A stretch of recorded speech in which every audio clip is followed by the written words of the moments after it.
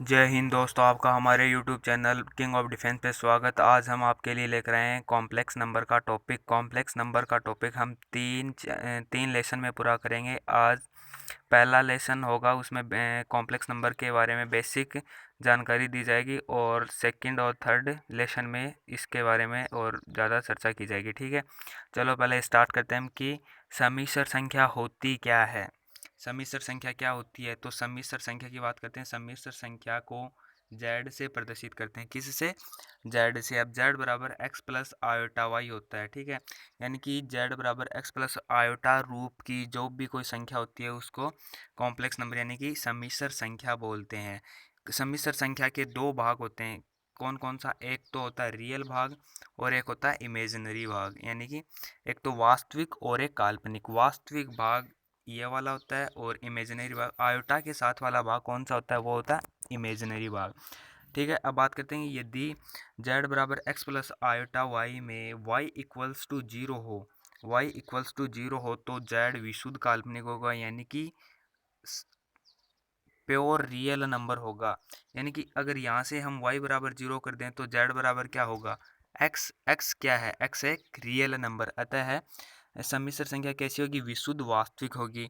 अब बात करते हैं यदि y not equals to zero हो और x इक्वल्स टू जीरो हो तो z क्या होगा? z विशुद्ध काल्पनिक होगा, यानी कि प्योर इमेजिनरी होगा। प्योर इमेजिनरी होगा कैसे? अगर यहाँ से x इक्वल्स टू जीरो कर दिया और y not equals to zero, यानी कि z बराबर कुछ भी मान सकते हो, यानी कि 2 आयोटा है, तो ये क्या है? प्योर इमेजिनरी नंबर होगा। क्या होगा? Pure imaginary. ये बात समझ में आई या नहीं आई? समझ में आई तो लाइक का बटन दबा दीजिए। अब चलते हैं नेक्स्ट स्लाइड में। अब इसमें एक ही एग्जांपल देखते हैं कि z बराबर दिया हुआ 1 प्लस आयोटा। ठीक है, तो ये इसमें रियल पार्ट कितना है और इमेजिनरी पार्ट कितना है? यहाँ रियल पार्ट होगा -1। क्या है? -1, क्योंकि z बराबर x प्लस आयोटा वाई से इसकी कंपेयर करेंगे तो x क्या है? x रियल है, तो रियल यहाँ क्या है? -1 है। और यहाँ क्या है? यहाँ इमेजिनरी पार्ट क्या है? इमेजिनरी पार्ट 1 है। फिर इसकी बात करते हैं z बराबर 4। ठीक है, तो यहाँ इससे z बराबर x प्लस आयोटा वाई से कंपेयर करते हैं। ठीक है, तो x यहाँ रियल है, तो यहाँ क्या है? रियल z कितना हो जाएगा? 4। फिर इमेजिनरी y यानी कि y से कंपेयर करते हैं तो यहाँ क्या है? y कितना है? 0, यानी कि इमेजिनरी z कितना हो जाएगा? 0 हो जाएगा। फिर इसकी बात करते हैं रूट रूट -4, यानी कि इसको क्या लिख सकते हैं? हम लिख सकते हैं 4 आयोटा। ठीक है, फिर इससे कंपेयर करेंगे तो यानी कि यहाँ रियल नंबर तो कितना हो जाएगा? 0, रियल पार्ट तो 0 हो जाएगा। इमेजिनरी पार्ट कितना हो जाएगा? इमेजिनरी पार्ट √4, यानी कि 2 हो जाएगा। यहाँ 0 नहीं आएगा, सॉरी 0 लिखा गया यहाँ रूट, यानी कि 2 आ जाएगा। ठीक है, अब नेक्स्ट बात करते हैं कि अब बात करते हैं यहाँ से जहाँ से सवाल पूछे जाते हैं एग्जाम में, यानी कि आई की पूर्णांक घातें हैं। आई की घातों का मान कितना होता है? आई का मान कितना होता है? √-1 को क्या लिखते हैं? आई के इक्वल्स टू लिखते हैं। आयोटा स्क्वायर का मान कितना होता है? आयोटा स्क्वायर का मान होता है -1, सॉरी यहाँ -1 आएगा, गलती से लिखा गया -1। आयोटा स्क्वायर का मान कितना होता है? -1। फिर आयोटा क्यूब का मान कितना होता है? आयोटा क्यूब को हम क्या लिख सकते हैं? आयोटा स्क्वायर डॉट आयोटा लिख सकते हैं। आयोटा क्यूब को आयोटा स्क्वायर का मान कितना होता है? -1 और डॉट आयोटा, यानी कि कितना हुआ? Minus iota. आयोटा क्यूब की वैल्यू कितनी हुई? Minus iota. फिर अब बात करते हैं आयोटा की पावर 4, यानी कि आई की पावर 4 की वैल्यू कितनी होती है? 1 होती है। कैसे? आई की पावर 4 को क्या लिख सकते हैं? आई स्क्वायर गुणा आई स्क्वायर लिख सकते हैं। आई स्क्वायर का मान कितना होता है? -1 गुणा -1 कितना हो जाएगा? 1। ठीक है, समझ में आया नहीं आया? इसी प्रकार आई की पावर -1 का मान कितना होता है? आई की पावर -2 का मान कितना होता है? आई की पावर -4 का मान कितना है? इसके बारे में भी हम डिस्कस करते हैं। आई की पावर -1 इक्वल्स टू क्या लिख सकते हैं हम? 1/i लिख सकते हैं, क्योंकि इन्वर्स में है तो नीचे चला जाएगा, पॉजिटिव हो जाएगी घात, पॉजिटिव हो जाएगी, पॉजिटिव हो जाएगी। ठीक है, फिर आई की पावर 1 इक्वल्स टू, यानी कि आई की पावर इक्वल्स टू 4, आई की पावर 4 इक्वल्स टू कितना होता है? 1 होता है। ठीक है, तो 1 को क्या लिख सकते हैं? आई की पावर 4 लिख दिया हमने, नीचे आई है। आई की पावर 4 से आई की पावर 4 है, नीचे आई है, तो कितना आएगा? ये आ जाएगा आई की पावर 3, क्योंकि एक से आई की पावर 4 बट्टा आई इक्वल्स टू कितना, आई की पावर 3। अब आई की पावर 3 को क्या लिख सकते हैं, आई स्क्वायर डॉट आई वन, यानी कि आई स्क्वायर का मान कितना था, -1 डॉट आयोटा, यानी कि आयोटा की पावर -1 का मान कितना होता है, वो होता है माइनस आयोटा। अब इसी प्रकार आयोटा की पावर -2 का मान कितना होता है, इसको भी लिखा 1 अपॉन आयोटा की पावर 2। फिर आई एक के इक्वल क्या होता है, आयोटा की पावर 4 का मान कितना होता है, 1 के बराबर होता है, तो आयोटा स्क्वायर। फिर आयोटा की पावर 4 को आयोटा की पावर 2 से काटेंगे तो कितना बचेगा, आयोटा की पावर 2। आयोटा की पावर 2 का मान कितना होता है, -1, ठीक है, यानी कि आयोटा की पावर -2 का मान कितना होता है, -1। इसी प्रकार बात करते हैं कि आयोटा की पावर -4, आयोटा की पावर -4 को क्या लिख सकते हैं, 1 अपॉन आयोटा की पावर 4। फिर एक का मान किसके इक्वल होता है, आयोटा की पावर 4 बट आयोटा की पावर 4, आयोटा की पावर 4 से आयोटा की पावर 4 कैंसिल, तो कितना बचेगा, 1 बचेगा।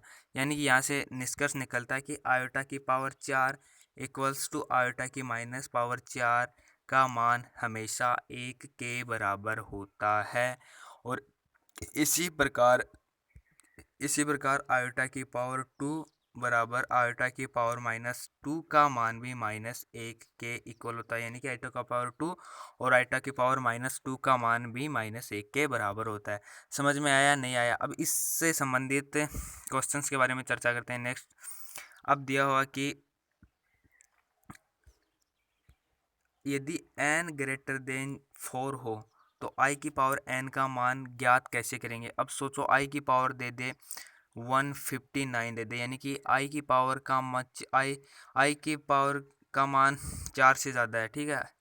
तो इसका मान ज्ञात कैसे करते हैं, इसका एक कॉन्सेप्ट होता है जो कि लिखा हुआ है कि i की पावर n का मान अगर 4 से ज़्यादा हो तो i की पावर n का मान ज्ञात करने के लिए 4 से विभाजित करते हैं, जो संख्या दी जाएगी उसको 4 से विभाजित करते हैं। तदुपरांत शेषफल को i की घात मानकर हल ज्ञात करते हैं, यानी कि किसी संख्या को 4 से भाग देंगे तो जितना भाग पूरा पूरा भाग जाता है वो तो छोड़ देंगे, और जो शेषफल बचेगा उसको i की पावर, यानी कि i की पावर शेषफल को हल करेंगे। किसको, i की पावर शेषफल को, ठीक है। जैसे एग्जाम्पल की दृष्टि से समझते हैं। पहला एग्जाम्पल, i की पावर 143 का मान कितना होता है, ठीक है। तो i की पावर 143 है, तो i की 143 में कितने का भाग देना है, 4 का भाग देना है। तो 4 3 12, 2 3, चारों पंजो 20, यानी कि शेषफल कितना बचा, शेषफल बचा यहाँ से 3, शेषफल 3 बचा। तो इसको क्या लिख सकते हैं हम, i की पावर 3। i की पावर 3 का मान कितना होता है, -1, कितना होता है, -1, यानी कि इसका आंसर कितना आ जाएगा, -1। यानी कि अब ये यही ऐसा लिखा हुआ है, कि i की पावर 4 इंटू 35 डॉट आई की पावर 3, तो 4 यानी कि पूरा पूरा मल्टीप्लाई है, 4 से मल्टीप्लाई यानी कि 4 का पूरा पूरा भाग जा रहा है, ठीक है। तो यहाँ शेषफल कितना बचेगा, आई की पावर 3। फिर आई की पावर 3 को ऐसे लिखा, आई की पावर 2 डॉट आई, फिर आई की पावर 2 का मान कितना था, -1 डॉट आई, कितना हुआ, माइनस आयोटा, ठीक है। समझ में आया नहीं है? नेक्स्ट सवाल करते हैं इससे संबंधित। अब दिया आई की पावर -998 का वैल्यू कितना होता है, तो इसको क्या लिख सकते हैं, 998 में हमें 4 का भाग देना पड़ेगा, ठीक है। 998 में 4 का भाग देंगे तो 2 शेषफल आएगा, ठीक है, 2 शेषफल आएगा। तो इसको ऐसे लिखा, आई की पावर -4 इंटू 249 आयोटा की पावर -2, ठीक है। इनको जोड़ेंगे तो 998 आ जाएगा, ठीक है। तो यानी कि आयोटा की पावर कितना बचा, -2। अब हमें पता है आयोटा की पावर -2 का मान कितना होता है, -1 होता है, ठीक है। कैसे, यानी कि हमें पता है आयोटा की पावर -2 को क्या लिख सकते हैं, 1 अपॉन आयोटा की पावर 2। एक का मान कितना होता है, आयोटा की पावर 4 बट्टा आयोटा की पावर 2, आयोटा की पावर 4, 2 से आयोटा की पावर 4 कैंसिल होगा तो क्या बचेगा, आयोटा की पावर 2। आयोटा की पावर 2 का मान कितना होता है, -1, ठीक है। समझ में आया नहीं आया? नेक्स्ट सवाल की बात करते हैं। अब बात करते हैं कि आई की पावर n प्लस आई की पावर n प्लस 1, आई की पावर n प्लस 2 प्लस आई की पावर n प्लस 3 का मान कितना होता है। तो इसका मान 0 होगा, क्योंकि एक कॉन्सेप्ट है, यहाँ से टाइम ख़राब नहीं करना चाहिए ऐसे सवालों में, क्योंकि इनके कॉन्सेप्ट होते हैं कि आई की लगातार 4 पूर्णांक के घातों का योग हमेशा शून्य होता है, योग हमेशा शून्य होता है। देख लेना, अगर आई की 4 घात लगातार आ गई, यानी कि I1 I2 आई की पावर 3 आई की पावर 4 आ गया, तो इसकी वैल्यू कितनी होगी? लड्डू, यानी कि 0 होगी। ठीक है। अब ये कैसे होता है, इसके बारे में भी हम सवाल करते हैं, जिससे पता चल जाएगा कि आई की लगातार 4 पूर्णांक घातों का योग शून्य कैसे होता है। अब एग्जाम्पल दिया हुआ, आई की पावर 2 प्लस आई की पावर 3 प्लस आई की पावर 4 की वैल्यू कितनी होती है? ठीक है, आई को आई लिखा, आई स्क्वायर की वैल्यू कितनी होती है? -1। आई क्यूब कितना होता है? Minus iota.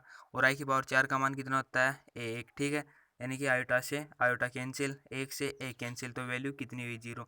तो यहाँ से स्पष्ट होता है कि आई की लगातार 4 पूर्णांक के घातों का योग कितना होता है? शून्य होता है। कितना होता है? शून्य होता है। ठीक है। अब बात करते हैं सम्मिश्र संख्याओं के मूलभूत संक्रियाओं, यानी कि योग, घटाव और गुणन पर। मूल संक्रियाएं तो यही तो होती हैं, योग, गुणन, घटाव, भाग, यही होते हैं। यदि कोई सम्मिश्र संख्या दी गई है हमें, कौन सी? z बराबर x प्लस आयोटा वाई, यानी कि z1 बराबर x1 प्लस आयोटा y1 तथा z2 बराबर x2 प्लस आयोटा y2 दी हुई है, तो इसकी हमें मूलभूत संक्रिया ज्ञात करनी है, यानी कि योग, वैकलन, गुणन। तो पहले बात करते हैं कि z1 बराबर z2 कब होगा? सम्मिश्र संख्याओं की तुलना डायरेक्ट कभी नहीं की जा सकती। हम कभी ऐसे नहीं बोल सकते z1 greater than z2, z1 less than z2, ऐसे कभी नहीं बोल सकते। कब कब होती है तुलना? जब रियल भाग के बराबर हो तथा इमेजिनरी भाग के बराबर हो, तब ही हम बोल सकते हैं z1 बराबर z2, यानी कि सम्मिश्र संख्या 1 है, सम्मिश्र संख्या 2 के बराबर होती है, अन्यथा हम सम्मिश्र संख्याओं की तुलना नहीं कर सकते। ठीक है।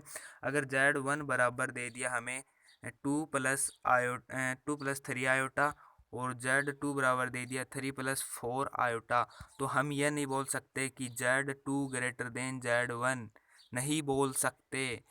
तुलना नहीं होती इमेजिनरी नंबर्स में, ऐसे कॉम्प्लेक्स नंबर्स में, सॉरी। फिर बात करते हैं योग की, कि कॉम्प्लेक्स नंबर का योग कैसे होता है। जैसे हम, ठीक है, कॉम्प्लेक्स नंबर का ऐड कैसे होता है? जैसे हम सामान्य ऐड करते हैं, उसी प्रकार कॉम्प्लेक्स नंबर का ऐड होता है, यानी कि रियल नंबर में रियल नंबर जुड़ जाएगा, इमेजिनरी में इमेजिनरी नंबर जुड़ जाएगा। ठीक है। अब घटाव कैसे होता है, यानी कि वैकलन कैसे होता है? z1 minus z2, imaginary part real part से रियल पार्ट घट जाएगा और इमेजिनरी पार्ट से इमेजिनरी पार्ट घट जाएगा। ठीक है। अब बात करते हैं, लेकिन कॉम्प्लेक्स नंबर का गुणा है वो थोड़ा अलग है, यानी कि गुणन। z1 z2 इक्वल्स टू कितना होता है?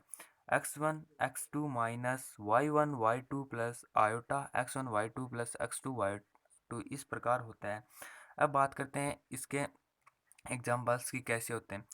अब हमें दिया हुआ कोई z1 equals to 3 minus 2 iota, z2 equals to iota minus 1 दिया हुआ है, तो हमें z1 z2 ज्ञात करना है। तो यहाँ से रियल कितना है?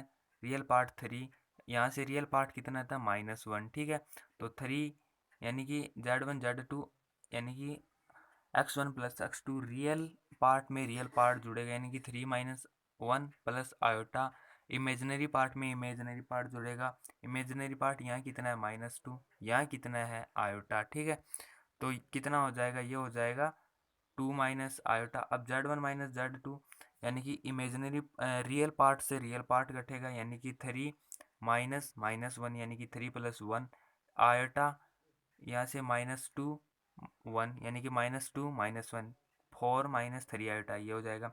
अब गुणा करते हैं z1 z2, यानी कि x1 x2, तो 3 और -1 -3 प्लस y1 y2, कितना हो जाएगा? -2, यानी कि 2 प्लस, यानी कि 1 -1 प्लस आयोटा हो जाएगा। ठीक है। जय हिंद दोस्तों, अपना वीडियो आज यहीं ख़त्म होता है। कल लेकर आते हैं कॉम्प्लेक्स नंबर के और शानदार क्वेश्चन। ठीक है, जो जिसमें होंगे ज्यामितीय निरूपण होगा, कॉन्जुगेट ऑफ कॉम्प्लेक्स नंबर होगा, मॉडुलस होगा तथा इनकी प्रॉपर्टीज होंगी। अगर वीडियो पसंद आए तो लाइक करना।